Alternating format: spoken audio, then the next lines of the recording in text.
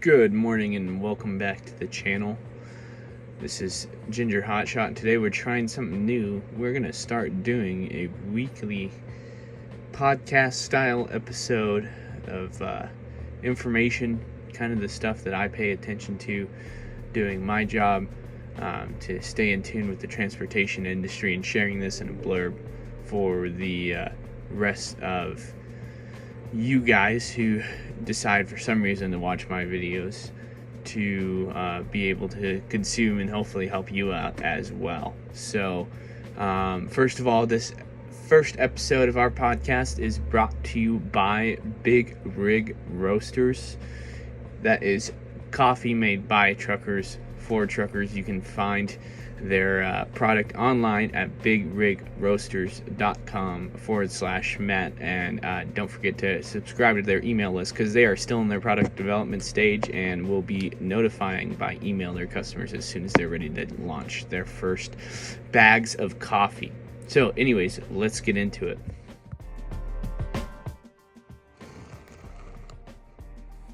Okay, so getting into our show, first thing I'm going to cover for you guys today is the current price of fuel.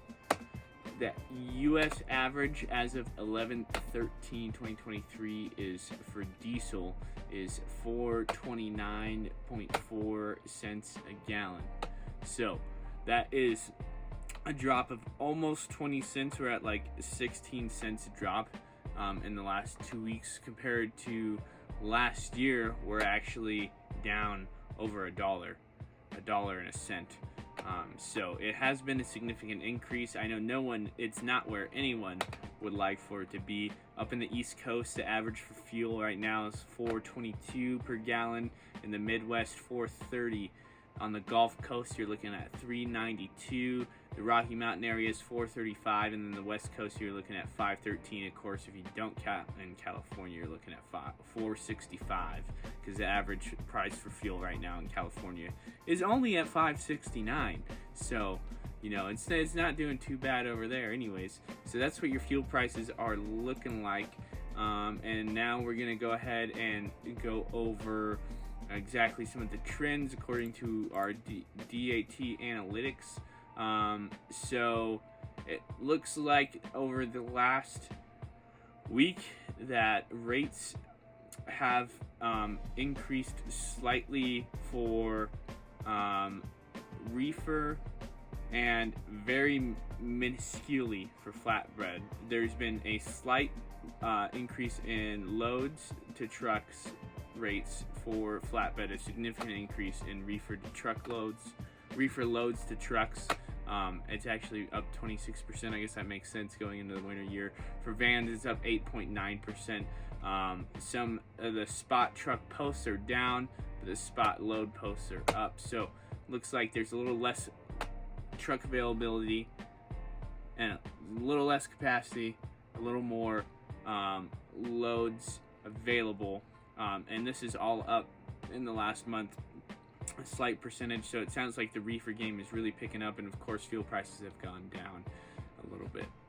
Moving on to our next topic, let's take a look at some stocks. Okay, so going over crude oil prices. Let's see, where do we start here?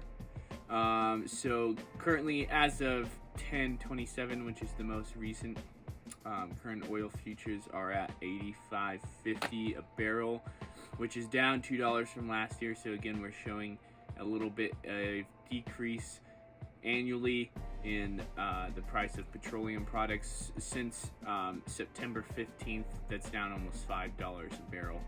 And then our days of supply is at 27.6, which is just slightly lower than a year ago, which was at 28. And it's up from September at 25. Okay, so looking at stocks, a few ones that we pay attention to in the trucking world. First of all, we got Tesla. Tesla currently trading at $235 a share.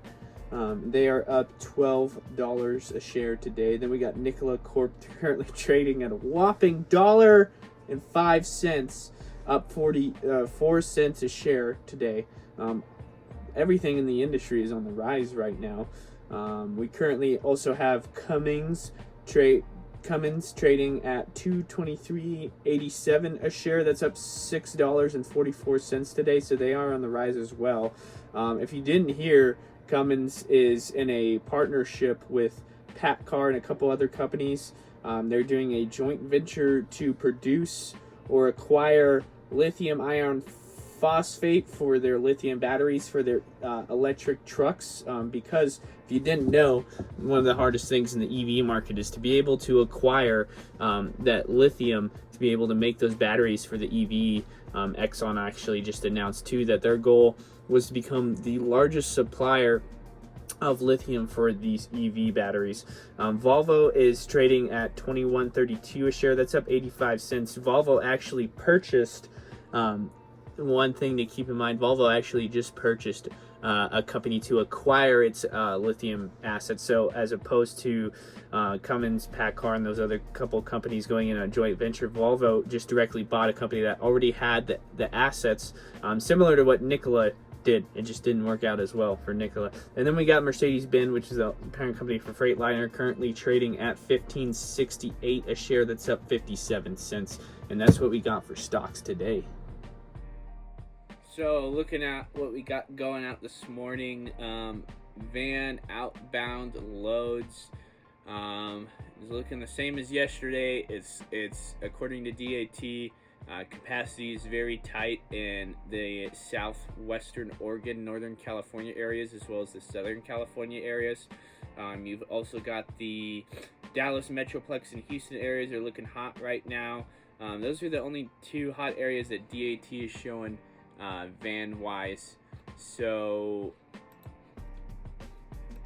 Truck Stop is showing that we've got a high load to truck ratio on the West Coast, and then other than that, everything is pretty much sitting right there in the middle for vans. It's looking like there's a little bit of action going on in the western Tennessee, northern Georgia, eastern Ohio, and New York, New Jersey areas. So those are possibly good areas to go as well. Everywhere else is looking pretty blue on the map. Let's go ahead and move on to flatbed, which is the name of the game here. The last 2 weeks, I've been moving a lot of flatbed freight from SoCal to Idaho, Montana, and the PMW, and it's been paying real good. And then also we've been moving some stuff from the Illinois, Chicago area over to the Mountain States, and that's also been paying. That one has been paying good, but the trucks have been very hard to find, so capacity has been low. That's been the last 2 weeks for us personally. According to DAT today, flatbed outbound is looking pretty hot in the PNW all over Northern California. Everywhere else is pretty blue. Moving over east, we've got the whole southeast right there, everywhere from Houston to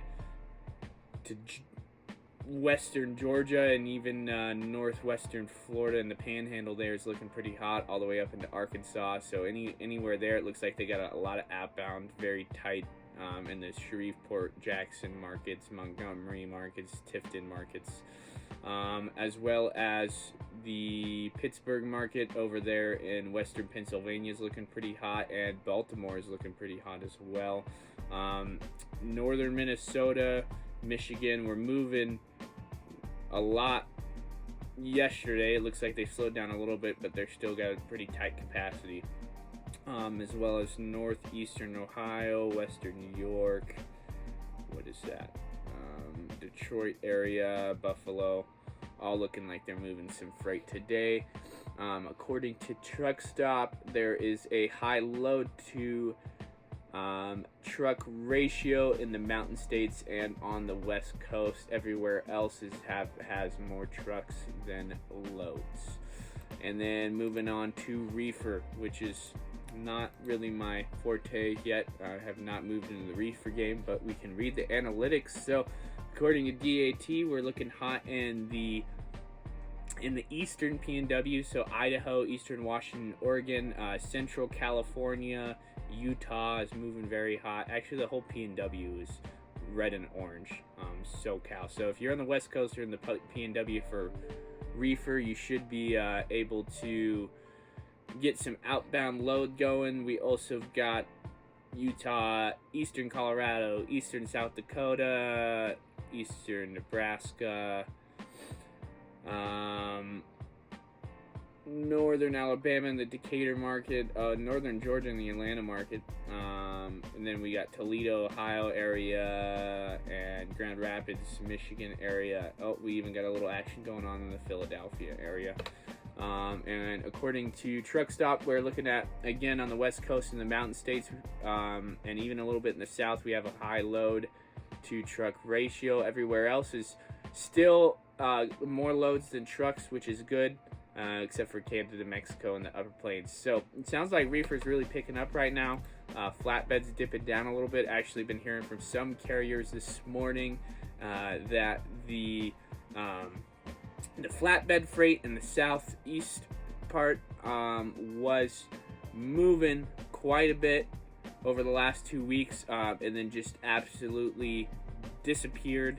And I know we've been moving a lot of stuff up and down the West Coast, and that seems like it might be slowing down as well. So obviously, like always, the PNW is hot, which is it's a good place to get into because you know you're going to be able to get out of it for some money. Maybe you can stay along that West Coast corridor for now, because that seems to be where the action is happening, in my opinion. I'm not a professional. Or if you can make your way down into the Mississippi area, that seems to be moving as well. So that's what I got for you guys today.